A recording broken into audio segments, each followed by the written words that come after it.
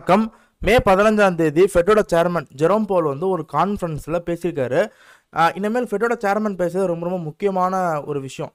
ஏன்னா நான் எல்லா வீடியோலையும் சொல்லியிருப்பேன், லிக்விட் இன்ஜெக்ஷன், அதாவது மணி பிரிண்டிங்கிறது வந்து ஆல்காயின் சீசனுக்கு ரொம்ப ரொம்ப முக்கியங்கிற மாதிரி நான் சொல்லியிருப்பேன். இப்போ வந்து இந்த ஜெரோம் பவுல் வந்து என்ன பேசினாரு அப்படின்னு பார்த்தீங்கன்னா வந்து இந்த இந்த மாதிரி வந்து இன்ஃப்ளேஷனை பற்றி, அப்புறம் வந்து சப்ளை ஷாக்குங்கிற விஷயத்தை பற்றி எல்லாமே வந்து அவர் பேசியிருக்காரு. அப்புறம் டேரிஃபை பற்றி பேசியிருக்காரு. இது எல்லாத்தையுமே வந்து தமிழ் கிரிப்டோ டோக்கர் ட்விட்டர் பேஜில் வந்து நான் ரொம்ப ஷார்ட்டாக கொடுத்துருப்பேன். இதில் வந்து நான் ஹெட்டிங் வச்சுருப்பேன். இது என்னன்னு கேட்டால் வந்து era of lowest interest rate ஓவர்னுங்கிற மாதிரி வச்சுருப்பேன். இது ஒன்றுமே கிடையாது. ஃபஸ்ட்டு பாயிண்டில் வந்து 2020க்கு முன்னாடிலாம் வந்து அமெரிக்காவோட இன்ட்ரெஸ்ட் ரேட் வந்து ரொம்ப ரொம்ப ரொம்ப கம்மியாக இருந்துச்சு. பட் இப்போ வந்து 5.5% இருக்குது. இனிமேல் வந்து அந்த 0%ங்கிற இன்ட்ரெஸ்ட் ரேட்டுக்கு போகிறதுக்கு இன்னும் டைம் எடுக்குங்கிற மாதிரி ஃபஸ்ட்டு வந்து ஃபெடரல் சேர்மன் சொல்கிறார். ஓகேங்களா? அதுக்கப்புறம் ரெண்டாவது முக்கியமான விஷயம் சொல்கிறது வந்து இன்ஃப்ளேஷன் வந்து இப்போதைக்கு வந்து அன்பிரடிக்டபிளாக போயிட்டுருக்கு. அதுக்கு முக்கியமான காரணம் வந்து குளோபல் சப்ளை ஷாக்கு. அது வந்து குளோபல் ரீதியாக திடுதுப்புன்னு நடக்கிற வார். இப்போ இந்தியாவுக்கும் பாகிஸ்தானுக்கும் வார் நடக்குது, உக்ரைனுக்கும் இதுக்கும் வார் நடக்குதுல்ல. இப்போ திடுதுப்புன்னு வந்து எக்கனாமிக்கலாக நிறையா சேஞ்சஸ் வந்து உருவாகிட்டு இருக்கு. இதனால இன்ஃப்ளேஷன் வந்து அன்பிரடிக்டபிளாக போயிட்டு இருக்குங்கிற மாதிரி அவர் சொல்கிறாரு. பட் நான் வந்து பார்த்த வரைக்கும் வந்து லாஸ்ட் 3 மந்த்ஸாக அமெரிக்காவோட இன்ஃப்ளேஷன் வந்து டிராஸ்டிக்காக கம்மியாகிட்டு இருக்கு. ஒரு 3 நாளைக்கு வந்த ரிப்போர்ட்டில் கூட ஃபோர்காஸ்ட் பண்ணது வந்து 2.4, ஆனால் ஆக்சுவலாக வந்தது 2.3 தான் வந்திருக்கு. அப்போ கம்மியாக தான் வந்துட்டு இருக்கு. ஓகேங்களா? இதை பார்த்தீங்கன்னா இவர் வந்து இதில் வந்து அன்பிரடிக்டபிள்ங்கிற மாதிரி சொல்கிறாரு. அண்ட் மூணாவது முக்கியமான விஷயம் வந்து திருப்பி ஃபெட்டு வந்து 2020 கொண்டு வந்த இந்த மாதிரி ஃப்ளெக்சிபிள் ஆவரேஜ் இன்ஃப்ளேஷன் டார்கெட்டுங்கிற பாலிசியை திருப்பி கொண்டு வரலாங்கிற கண்டிஷனில் இருக்காங்க. இது ஒரு குட் நியூஸ்னு நான் சொல்லுவேன். ஏன்னா இன்ஃப்ளேஷனை பொறுத்த வரைக்கும் என்ன முடிவு பண்ணாங்கன்னா 2020 கோவிடுக்கு அப்புறம் வந்து 2% வரைக்கும் போகலாம், அது வரைக்கும் வந்து நம்ம ஓகே ஏற்றுப்போம் அப்படிங்கிற மாதிரி ஒரு முடிவில் இருந்தாங்க. ஆனால் இந்த 2% இன்ஃப்ளேஷன் என்ன ஆச்சுன்னா 2021க்கு அப்புறம் வந்து கிட்டத்தட்ட வந்து ஒரு 9.4% வரைக்கும் அது போச்சு. ஓகேங்களா?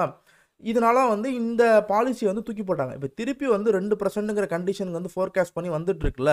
இதனால திருப்பி இந்த 2020 கொண்டு வந்த ஃப்ளெக்சிபிள் ஆவரேஜ் இன்ஃப்ளேஷன் பாலிசியை கொண்டு வரலாங்கிற மாதிரி நாங்கள் நினைக்கிறோங்கிற மாதிரி சொல்லியிருக்காரு ஜெரோம் பவுல்.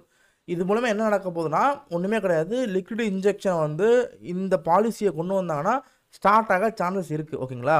ஆனால் நாலாவது முக்கியமான பாயிண்ட் என்னன்னு கேட்டிங்கன்னா வந்து 5 வருஷம் அடுத்த 5 வருஷத்துக்கு வந்து நாங்கள் இன்ட்ரெஸ்ட் ரேட்டு, ஜாபு, இன்ஃப்ளேஷன் இதை மூணுத்தையும் நாங்கள் வந்து கரெக்டாக பார்த்துப்போம், அதை ஹேண்டில் பண்ணுவோங்கிற மாதிரி சொல்லியிருக்காரு. இதில் இன்ட்ரெஸ்ட் ரேட்டுங்கிறது ரொம்ப ரொம்ப முக்கியம். ஏன்னா இன்ட்ரெஸ்ட் ரேட்டை பொறுத்து தான் மணி வந்து மார்க்கெட்டுக்குள்ளே வரதாகட்டும், வெளியே போகிறதா இருக்கட்டும், இது எல்லாமே இந்த இன்ட்ரெஸ்ட் ரேட்டை பேஸ் பண்ணி தான். இந்த இன்ட்ரெஸ்ட் ரேட்டுங்க எதை பேஸ் பண்ணுவாங்கன்னா இன்ஃப்ளேஷனை பேஸ் பண்ணுவாங்க. இந்த இன்ஃப்ளேஷனை எதை பேஸ் பண்ணால் ஜாபை பேஸ் பண்ணும். இது மூணுமே ஒரு சைக்கிள் மாதிரி தான் வச்சுக்கோங்களேன். அப்போ என்ன சொல்ல வரான்னா அடுத்த 5 வருஷம் மார்க்கெட் கண்ட்ரோல் ஃபெட்டு கிட்ட தான் இருக்குங்கிறத வந்து அவர் தெளிவாக டிக்ளேர் பண்ணுறாரு. ஓகேங்களா? அடுத்து வந்து ஜெரோம் பவுல் சொல்கிறது வந்து நாங்கள் பப்ளிக் ரொம்ப ட்ரஸ்ட்டாக நம்பிக்கையாக இருக்குங்கிற மாதிரி ஒரு இது பண்ணுறாரு. அதுக்கப்புறம் 6வது முக்கியமான பாயிண்ட் வந்து டேரிஃப் கொண்டு வந்தனால வந்து இன்ஃப்ளேஷன் அதிகமாகலாம், இதனால் வந்து ரேட் வந்து இப்போதைக்கு வந்து அப்படியே தான் இருக்குங்கிற மாதிரி சொல்கிறாரு. ஸோ இது மூலமா என்ன தெரிய வருதுன்னா இந்த இன்ஃப்ளேஷன், இந்த இன்ட்ரெஸ்ட் ரேட் இருக்குல்ல, அதை நாங்கள் இப்போதைக்கு கம்மி பண்ண மாட்டோங்கிறத வந்து சுற்றி சொல்கிறாரு. ஜூன் மாதம் வேற வந்து மீட்டிங் வரப்போகுது. இந்த மாதம் நடந்த மீட்டிங்லேயே வந்து இன்ட்ரெஸ்ட் ரேட்டை கட் பண்ணல. அதுக்கே ட்ரம்ப் வந்து திட்டிகிட்டு இருந்தார், ஏன் கம்மி பண்ணலாங்கிற மாதிரி பிரச்சனை போயிட்டு இருந்துச்சு. அடுத்த மாதமும் வந்து எனக்கு தெரிஞ்சு கம்மி பண்ண சான்ஸ் இல்லைங்கிற மாதிரி தான் இப்போ அவர் பேச்சுவார்த்தையில் இருக்குது. ஓகேங்களா? ஆனாலும் மறைமுகமாக வந்து அந்த ஸ்டெல்த் குயின்னு சொல்லுவாங்க, மறைமுகமாக லிக்விட் இன்ஜெக்ஷன், குவான்டிட்டி ஈஸிங்காக பண்ணிட்டு தான் இருக்குது ஃபெட். ஓகேங்களா? மே 5ஆம் தேதி வந்து ஒரு 20 பில்லியனை வந்து ட்ரெஷர் பை பண்ணதாக இருக்கட்டும், பாண்ட்ஸை பை பண்ணதாக இருக்கட்டும், அடுத்த 8ஆம் தேதி வந்து திருப்பி ஒரு 8 பில்லியன் பை பண்ணதாக இருக்கட்டும், இது எல்லாமே வந்து பை பண்ணிட்டு தான் இருக்காங்க. இதான் வந்து ஃபெட்டுக்கான முக்கியமான நியூஸ். ஓகேங்களா? அடுத்தது வந்து ட்ரம்ப் வந்து இப்போதைக்கு வந்து இந்த மிடில் ஈஸ்ட் பிரச்சனை தான் வந்து கொஞ்சம் சால்வ் பண்ணிட்டுருக்காரு. முக்கியமாக வந்து சவுதி, கத்தாரு, அதுக்கப்புறம் ஈரானு, அப்புறம் வந்து சிரியா, இது எல்லாத்துலேயுமே போயிட்டு அடுத்த 4 வருஷத்துக்கு கிட்டத்தட்ட 4.5 ட்ரில்லியன் அளவுக்கு பணத்தை உள்ளே கொண்டு வரதுக்கான வேலையை பார்த்துருக்காரு. இப்போதைக்கு வந்து 1.4 வரைக்கும் உள்ளே வருது. ஓகேங்களா? அதுவும் மார்க்கெட்டுக்குள்ளே தான் வரும். அதுவும் one of the liquid injection தான். மார்க்கெட்டை பூம் பண்ணி விடும். அமெரிக்க மார்க்கெட்டை பூம் பண்ணி விட்டாலே ஆட்டோமேட்டிக்காக எல்லா மார்க்கெட்டும் பூம் அடிச்சிடும். ஸோ இது வந்து ஒன் ஆஃப் த குட் நியூஸ்னு நான் சொல்லுவேன். ஓகேங்களா? இப்போ அடுத்து வந்து டெக்னிக்கலாக பார்த்தீங்கன்னா வந்து ரொம்பலாம் பெருசாலாம் வந்து ரொம்பலாம் வந்து யோசிக்க வேண்டாங்க. இப்போதைக்கு மார்க்கெட் வந்து பிட்காயினை பொறுத்த வரைக்கும் 1,03,000லேருந்து 1,08,000 வரைக்கும் நல்ல ஒரு சப்ளை ஜோன். அந்த ஜோனுங்கிறது வந்து ஆல் டைம் ஹை ஜோன் ஓகேங்களா. அதை உடச்சிட்டு மேலே போகணும். டெக்னிக்கலாக நான் தமிழில் போட்ட மாதிரி தான் ஆகஸ்ட் 18 2025 இந்த டேட்டில் வந்து பிட்காயின் வந்து 1,30,000 வரைக்கும் பிட்காயின் போயிருக்கணும். டெக்னிக்கலாக நான் சொல்கிறேன், இது 100% நான் வந்து ஓகே இது போயிடும் அப்படின்னு நான் சொல்ல வரல.